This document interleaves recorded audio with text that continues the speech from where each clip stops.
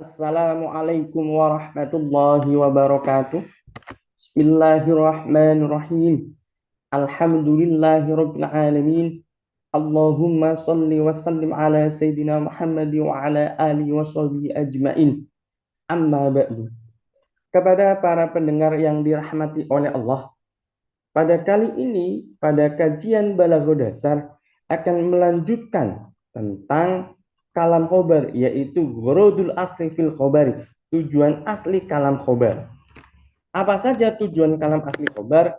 Mari kita lihat.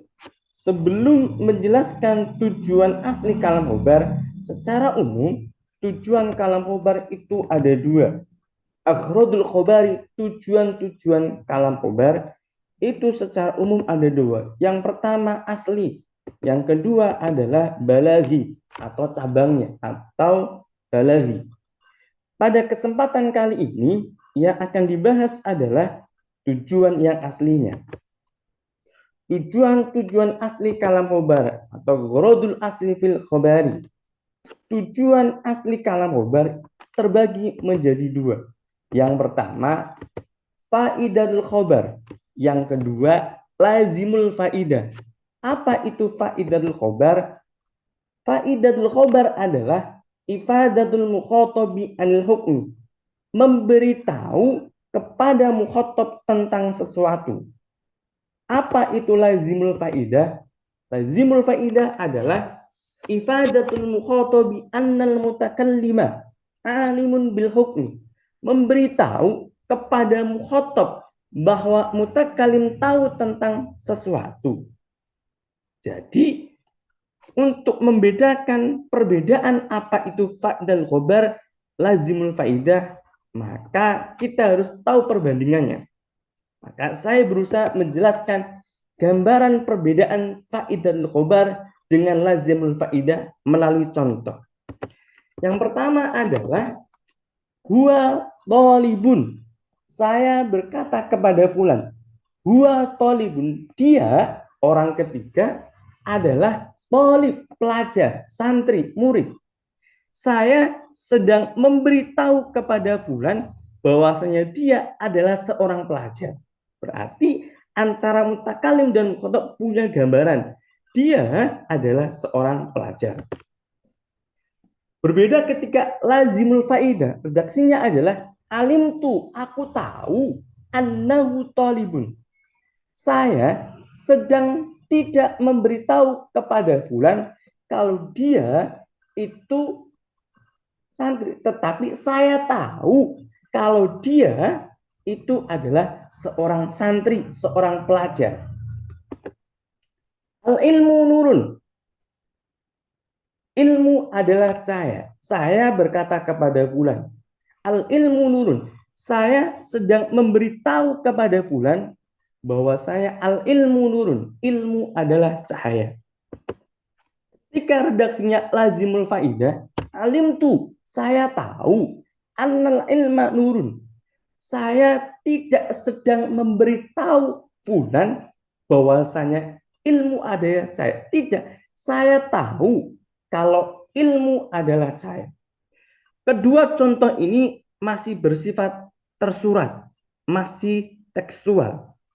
Karena apa? Ada kata alim tu. Sedangkan pada redaksi ayat Al-Quran, sepaham sependek pengetahuan saya, tidak menggunakan redaksi tersurat, tetapi tersirat. Maka saya contohkan kembali. Huwa mudarrisun. Saya berkata kepada fulan, huwa mudarrisun. Fulan, dia orang ketiga, huwa mudarris, seorang guru. Saya sedang memberitahu fulan bahwasanya dia adalah seorang guru. Kemudian bentuk lazimul faidah, anta mudarrisun, saya berkata kepada fulan, anta mudarrisin, kamu guru.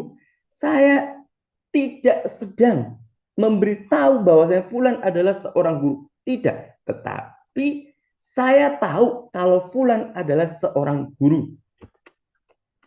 Redaksi seperti ini, anta mudarrisun, ini sering dipakai dalam redaksi ayat Al-Quran. Seperti semisal, innaka antas sami'ul alim. Jadi, Al-Quran menggunakan redaksi tersirat. innaka antas samiul alim. Seolah-olah Allah ingin tahu sejauh mana kita paham terhadap apa yang kita ucapkan. Jadi redaksinya Al-Quran lazimul faidah, bersifat tersirat. Tujuannya itu apa? Allah ingin tahu sejauh mana hambanya paham terhadap apa yang diucapkan untuk Allah. Contoh lagi, innahu ala khuluqin azimin. Innahu, sesungguhnya Nabi Muhammad sallallahu alaihi wasallam ala khuluqin azimin, memiliki akhlak yang agung, yang mulia. Saya berkata kepada fulan, innahu ala khuluqin azimin. Saya memberitahu bahwasanya Nabi Muhammad punya akhlak mulia kepada informasinya kepada fulan. Berbeda ketika lazimul faidah. Innaka la'ala khuluqin azimin. Bentuknya menggunakan dua taukid, inna dan la'ala, lam taukid. Ceritanya adalah ayat ini Nabi Muhammad seolah-olah mengingkari dalam hatinya, saya itu orang biasa, tidak berakhlak mulia. Maka didatangkan dua taukid, inna dan la-nya. Itu awal munculnya inna dan la. Tapi dalam konteks di sini, seberapa Nabi Muhammad mengelak bahwasanya ia adalah orang yang tidak berakhlak mulia, Allah tahu kalau kamu itu berakhlak mulia, maka Allah menggunakan redaksi innaka la'ala hulukin adimin. Allah tidak sedang memberitahu bahwasanya Muhammad punya akhlak mulia. Karena apa? Tadi Nabi Muhammad mengingkari dia tidak berakhlak mulia, tetapi Allah tahu kamu itu punya akhlak mulia. Inilah redaksi yang dipakai dalam Al-Quran. Jadi maknanya makna tersirat, tidak makna tersurat sebagaimana dua contoh yang awal. Untuk lebih paham, mari kita contohkan dalam Al-Quran. Yang pertama surat Al-Baqarah ayat 32. Qalu, mereka menjawab, para malaikat menjawab, subhanaka, maha suci engkau, la ilma lana, tidak ada ilmu bagi kami, illa ma alam tanah, kecuali engkaulah yang mengajarkan kepada kami. Innaka antal alimul hakim, sesungguhnya engkau yang maha mengetahui lagi maha bijaksana. Dalam konteks surat Al-Baqarah ayat 32 ini, mutakalimnya adalah malaikat, khotobnya adalah Allah. Kita konsen kepada teks yang berwarna merah. Innaka antal alimul hakim. Ini malaikat tidak sedang memberitahu bahwasanya Allah maha mengetahui lagi maha bijaksana. Tetapi malaikat tahu bahwasanya dia tahu bahwasanya Allah itu maha mengetahui lagi maha bijaksana. Jadi dalam kalimat innaka antal alimul hakim, malaikat bukan memberitahu bahwasanya Allah maha mengetahui lagi maha bijaksana, tetapi malaikat memberitahu bahwasanya dia tahu bahwa Allah maha mengetahui lagi maha bijaksana. Jadi dalam konteks ini Allah ingin tahu sejauh mana kita paham terhadap apa yang kita ucapkan. Berarti malaikat itu tahu innaka engkau Allah maha mengetahui lagi maha bijaksana. Memberi pengertian bahwasanya kedekatan karena malaikat itu tahu. Maka kalau ini sebuah doa, maka keyakinannya kemungkinan akan mewujudkan atau mengkabulkan doanya. Contoh yang kedua, Al-Baqarah 127, ini tentang Nabi Ibrahim dan putranya Ismail membangun Ka'bah, fondasi Ka'bah. Wa'id, ingatlah. Ini bermakna udkur, ingatlah. yarfa'u Ibrahimul qawaida mil bait wa Ismail. Ketika Nabi Ibrahim meninggikan pondasi Ka'bah atau Baitullah bersama putranya Ismail. Seraya Nabi Ibrahim dan putranya berdoa, Rabbana, wahai Tuhan kami, taqabbal, terimalah amal dari kami, taqabbal minna, terimalah amal dari kami. Kemudian redaksi doanya, innaka antas samiul alim. Sesungguhnya engkaulah yang maha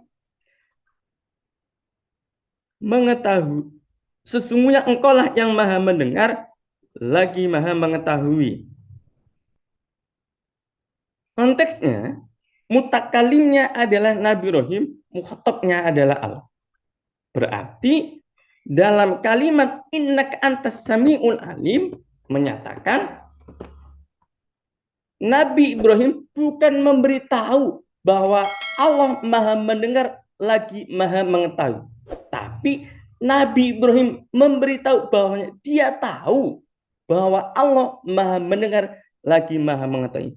Ini konteks sedang berdoa. Berarti seakan-akan Nabi Ibrahim itu memiliki kedekatan. Karena Pak mengetahui bahwasanya as-sami Allah itu as-sami al-alim. Maka sesuai tuntutan, Ana indadoni abdi, aku sesuai dengan Nabi Ibrahim tahu bahwasanya Allah maha mendengar lagi maha mengerti. Maka doanya dikabulkan. Lanjut, masih tentang kelanjutan doanya Nabi Ibrahim. Rabbana, wahai Tuhan kami, wuj'alna, jadikan kami muslimaini laka, yang berserah diri kepadamu, wa min dzurriyyatina, dan jadikanlah dari keturunan kami ummatan muslimatan, umat yang berserah diri kepadamu, wa arina, dan tunjukkanlah kepada kami manasikana, cara-cara melakukan rangkaian ibadah haji, watub, dan terimalah taubat, watub alaina, dan terimalah taubat kami. Jadi ayat ini masih tentang kelanjutan doa dari Al-Baqarah ayat 127. Kemudian ada redaksi, innaka antat tawwabur rahim. Sesungguhnya engkaulah yang maha penerima taubat lagi maha penyayang. Mutakalimnya Nabi Ibrahim, mukhatabnya adalah Allah. Dalam kalimat innaka antat tawwabur rahim, Nabi Ibrahim bukan memberitahu bahwa Allah maha penerima taubat lagi maha penyayang, tetapi Nabi Ibrahim memberitahu bahwa dia tahu bahwa Allah maha penerima taubat lagi maha penyayang. Itulah redaksi Al-Quran, yaitu dengan menggunakan kalam mubar yang tujuannya lazimul faidah, tidak menggunakan faidatul khobar. Kurang lebih seperti itu. Kelanjutannya yaitu tentang tujuan balahi akan disampaikan setelah ini. Kurang dan lebihnya mohon maaf. Akhir kata, wassalamualaikum warahmatullahi wabarakatuh.